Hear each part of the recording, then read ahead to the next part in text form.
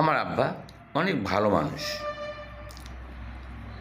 যে আমার আব্বা 6টা বিয়ে করেছে। আমার আম্মু তো কিছু নিয়ে জানে। আমার যে আপন মা ছিল সে শুধু নিজেই চলে গেছে। আর বাকি যারা 5জন আসছেন আমার আব্বার লাইফে, সে বিয়েও করেছেন, 6টা বিয়ে করেছেন। 6জনই 6টা সম্পদ নিয়ে গেছে। কেউ নিয়ে গেছে সম্মান, পুরাটাই সম্মান নিয়ে গেছে। কেউ জায়গা জমি নিয়ে গেছে। যার মনে যেমনি চাইছে সবাই যার যার মতে নিয়ে গেছে। কি দরকার ছিল 6টা বিয়ে করা? আমার মা যদি থাকতো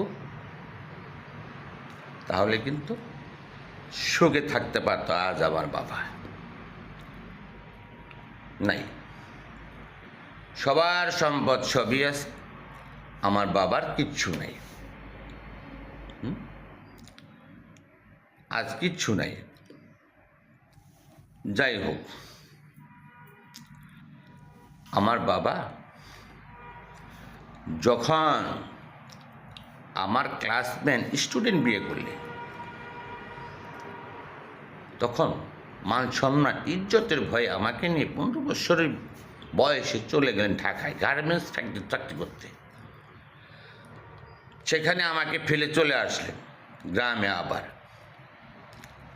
আমি গার্মেন্টসে থেকে আজ আমি প্রোডাকশন ম্যানেজার গার্মেন্টস ফ্যাক্টরি। আমার স্যালারি 70,000 টাকা। আমি মাত্র ক্লাস 4 পাস। তবে